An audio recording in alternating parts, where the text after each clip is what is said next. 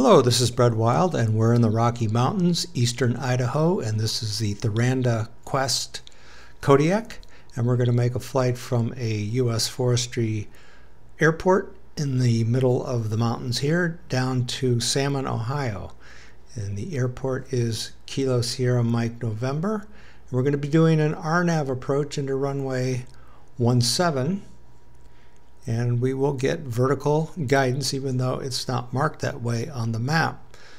So the big question is, how did we get here? Well, earlier in the day we flew from a small airport to the northeast called Ravalli, and we used pilotage just to get us down to this valley that we're going to descend into as we begin our descent down to this little airport, which is 2 Uniform 5, U.S. Forestry. It's marked hazardous, and you'll see why in just a second.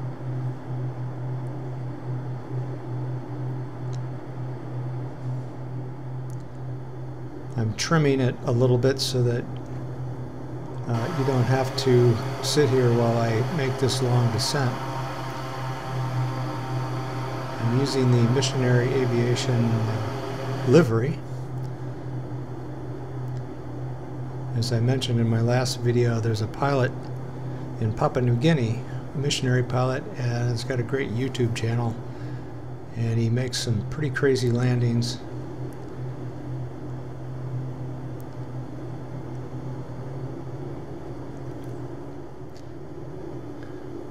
By the way, this is high definition scenery from Alex Pilot. So it's not off the shelf. And I have my objects cranked up all the way. So we're getting a lot of trees. Probably not as many as actually exist.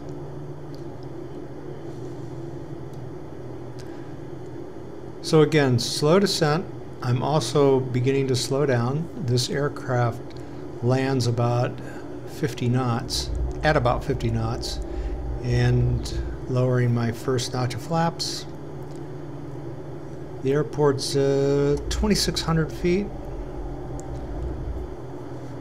but I've got a little hill to get over, which you'll see in just a second. And the point of this, in order to make a successful landing, the second you get over this little hill, you have to descend rather quickly, trying to bleed off some energy, as they say, or some speed, so that you can make a landing. And you'll see how that works in just a second. There's another private airport just to the south of the one we're going to be landing at, and it's actually easier to get to, easier to land, just because it's not directly over this hill. I don't know if we'll see it once we get over the hill here. Alright, we have full flaps. Airspeed is slowly coming down, about 76. We're about 1,000 feet above the airport altitude. And you can see the little saddle about 11:30 that we're going to slip over.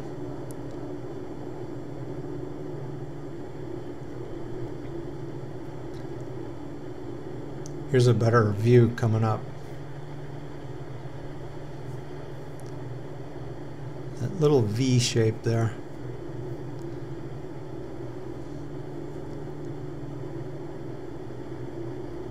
So you can't see the airport, but it is there. So we'll just skim over the trees, pull the power. We're at 52 knots right now.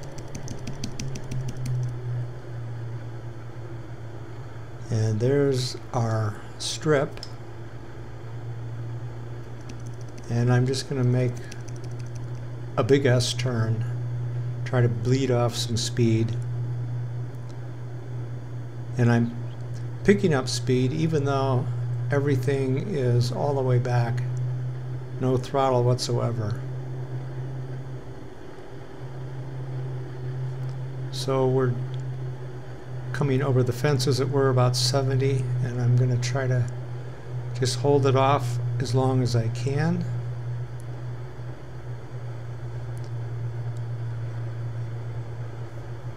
And let me tell you, you need the reverse prop on this one. All right, that was 51 knots.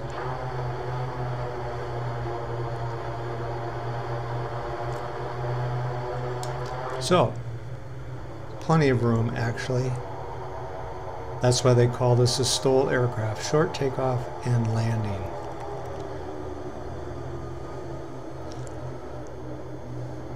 And we're going to need that when we take off. Again, this airport is marked hazardous.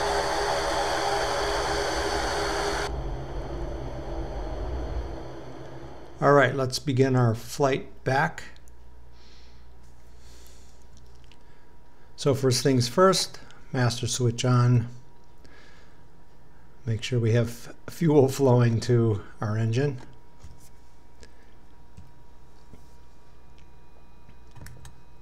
Avionics bus on. We need those engine instruments for startup especially. So nav and beacon on. Let's put in a new flight plan. Kill the old one. Dial in Kilo Sierra Mike November. Enter. Select a procedure. Approach. RNAV 17, and we'll use the flex on initial approach fix, and we'll go ahead and activate that.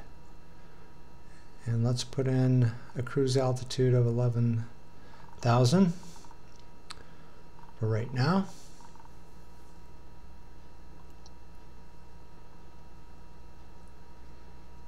All right, that looks good.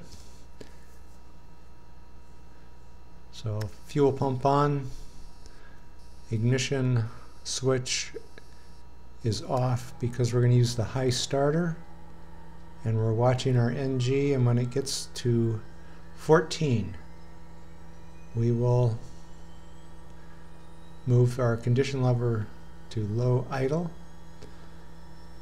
introducing fuel to the engine.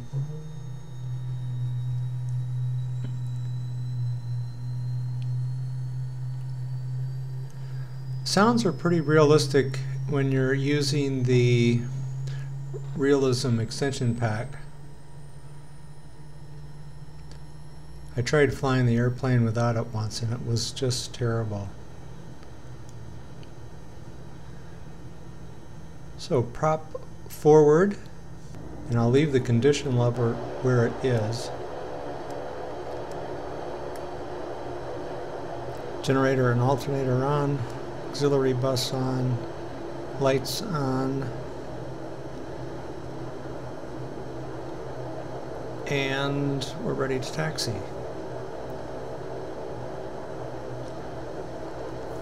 Now in taxiing, you use the condition lever to go from low idle to high idle, and just depending on your circumstances,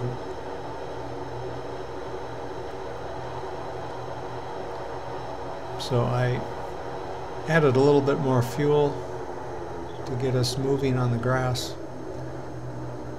And once we get rolling, I can pull back a little bit. We're going to climb through those clouds in probably what is slightly illegal. But hey, we're bush pilots, right?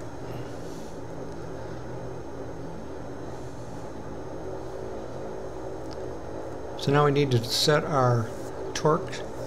So there's a little placard there, and we use our altitude and our outside temperature to determine what that's going to be using that little chart. and we're going to be about 1790.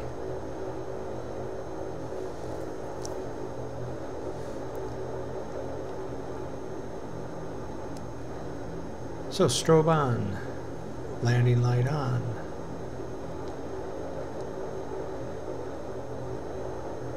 Flap is at 20, which is 2 notches. Full flaps is 30. And we begin to increase our torque. Condition lever is full forward. Run things up to 1750 or so.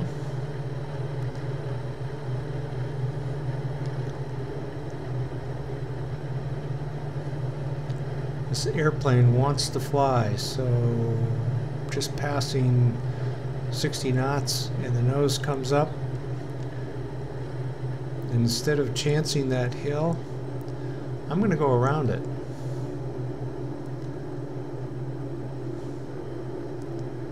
I'm sure we could get over it.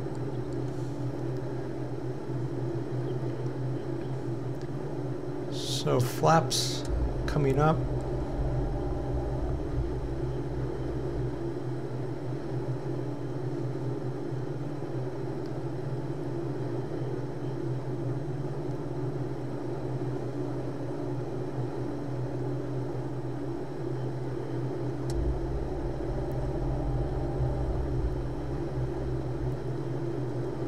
Fuel pump can come off, and we pull back on our prop to 2000.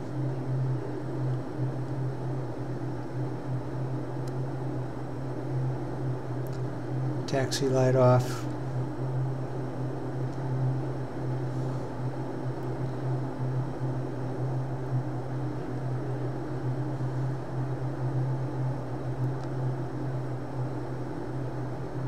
And we'll increase our rate of climb.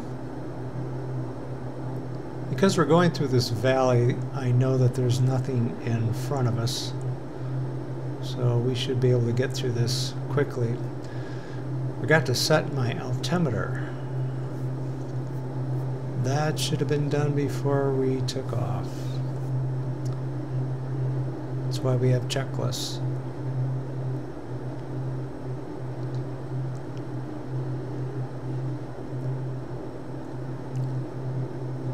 Try the synthetic vision, see if that's helpful.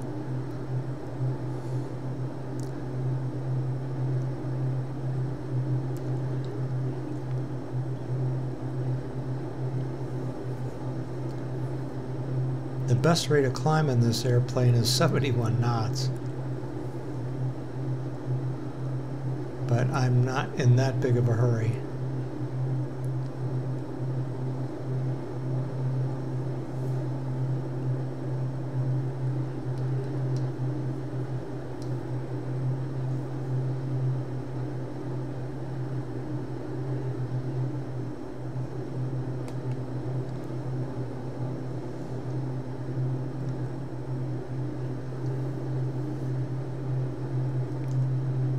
So autopilot on, engage our nav, which is set for GPS, and we head to that Flaxen, our initial approach fix, 39 miles away, climbing at 1750.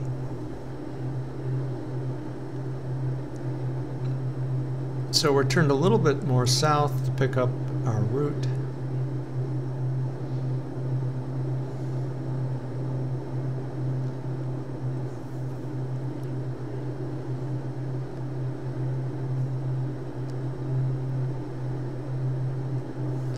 I have flown this airplane across country.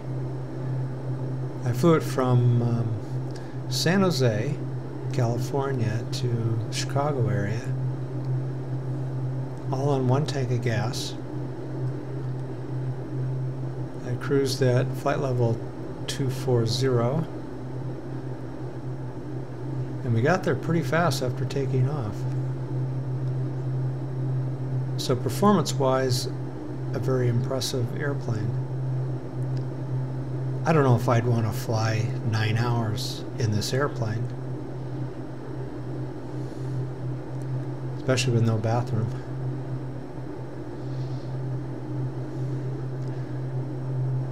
Just double checking our route and our approach.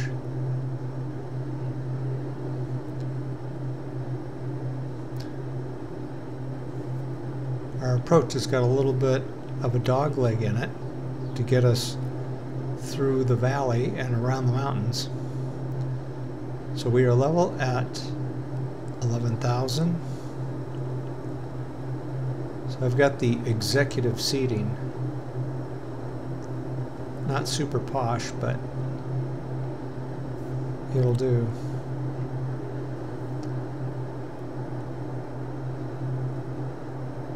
By the way, the clouds are Laminar Research clouds. Unfortunately, the wonderful SkyMax Pro from X-Aviation doesn't work with metal, which is the graphics driver I am now using on my Mac.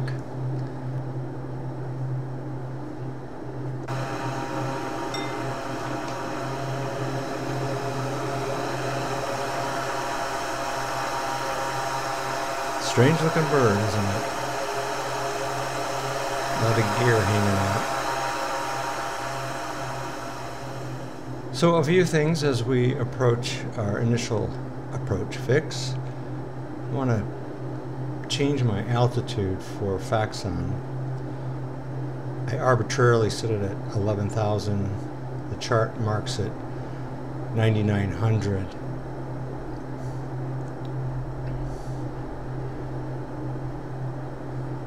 So let me set it for that.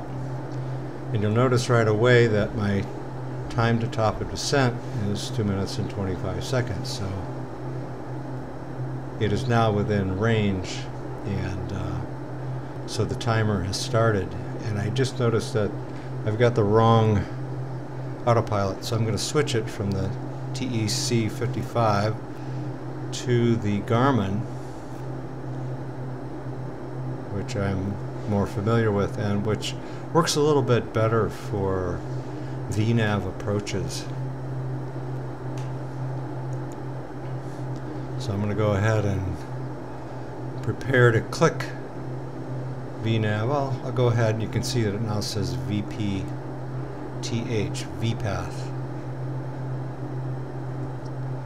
I need some additional backlighting, so I will crank that up.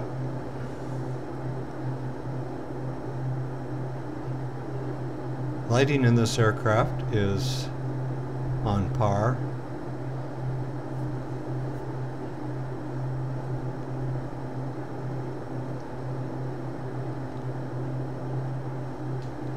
And notice our path is kind of a nice gentle curve. Reminds me a little bit of an R and P approach. And you can see our guide path indicator is beginning to slide down, and so when it hits the center we should begin our descent.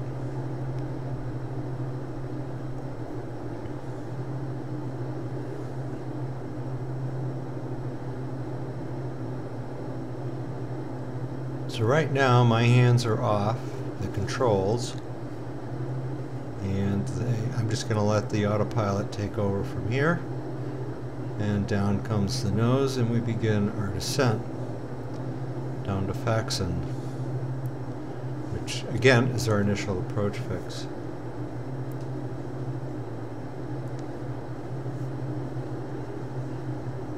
If any of you have watched my previous RNAV approach videos, I can definitely say I'm become enamored with them. Often when you don't have an ILS approach, you're going to get some sort of RNAV approach, and generally you get vertical navigation in X-plane. by default. It's not always accurate. In other words, it's not always simulating real life, which might not have vertical guidance. But for some reason, X-Plane gives us that added bonus.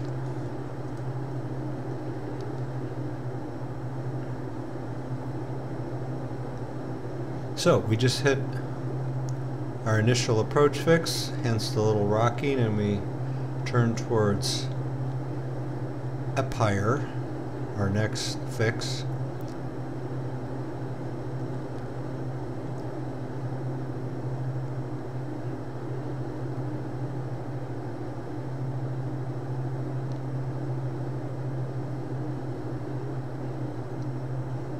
And notice our top of descent, 2 minutes and 23 seconds.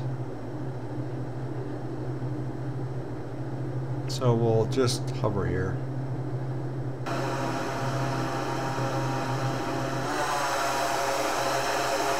Bit of a close-up as the sun goes down in the west. Beautiful lighting. Alright, we've made our turn and headed down into the valley.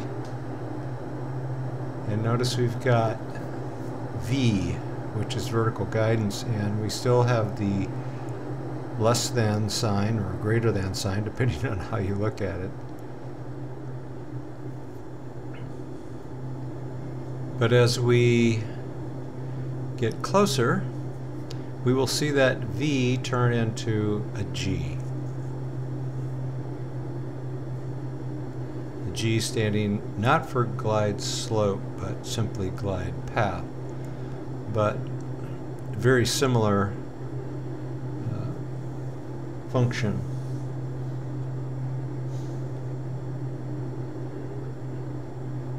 So we're holding steady at 7,600 feet. And now we've got our G. The other distinguishing character is we now have a diamond instead of our greater than sign. And it's beginning to drop.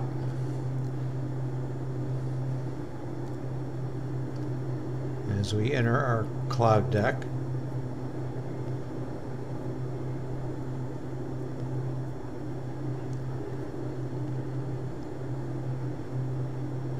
We're doing a slow descent. Now watch the HSI there in the middle. It'll snap. There it goes.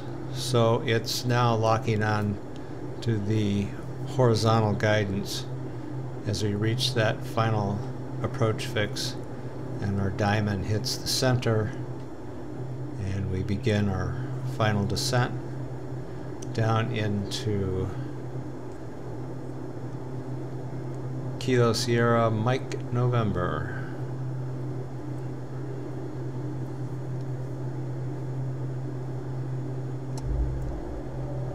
First notch of flaps.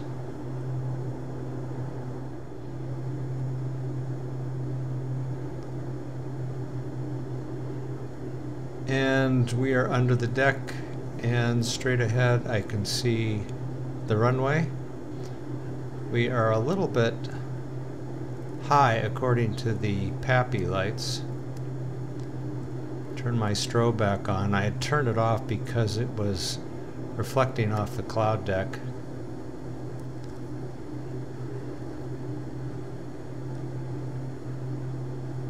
So pump on,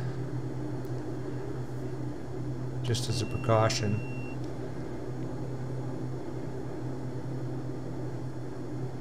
Autopilot off.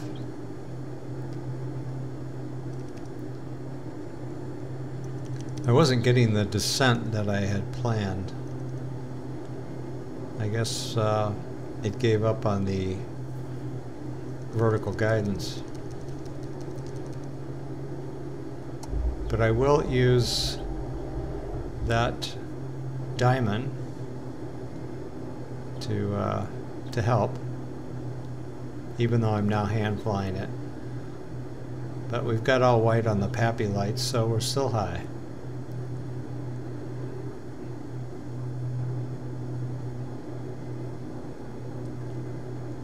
I've been experimenting with approach and landing speeds.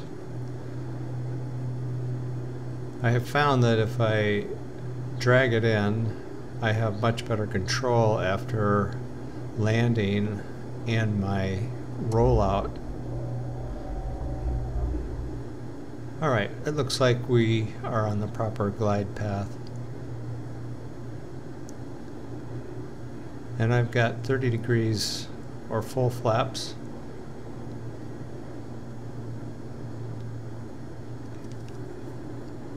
Probably a little slow.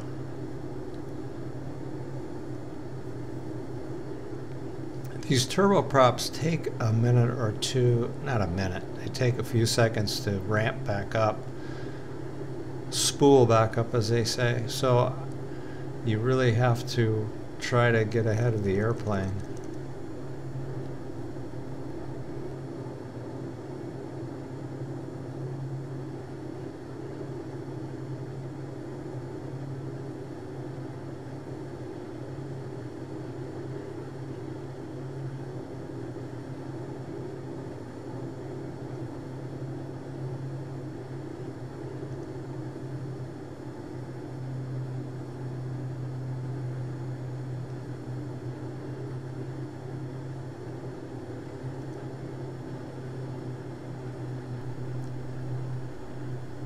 Yeah, I suppose 54 knots is dragging it in.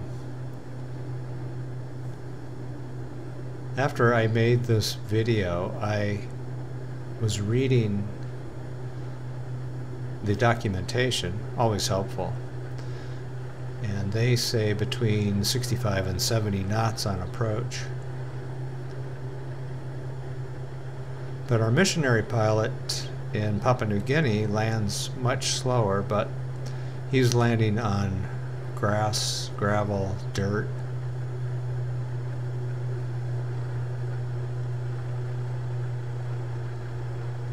And I noticed he also has his hand on the flap switch, and the second he touches down, he begins to retract flaps just in case he needs to do a go around. Alright, we'll just let it settle.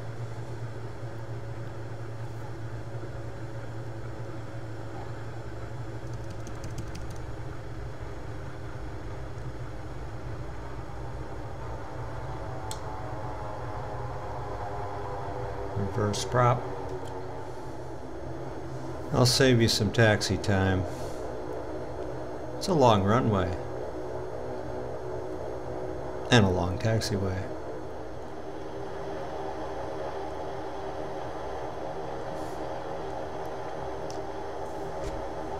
I've got the landing lights on pulsing. I've never seen that before. I'm sure it gets attention. So flaps are retracted. Strobe is off.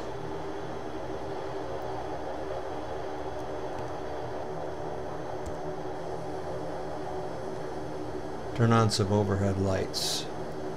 See what we're doing once we shut things down. Fuel off. Prop course.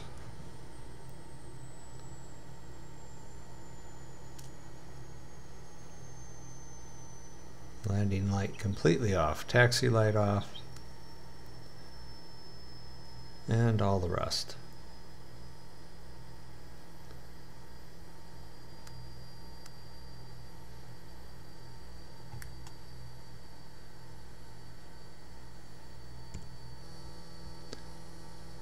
Fuel off.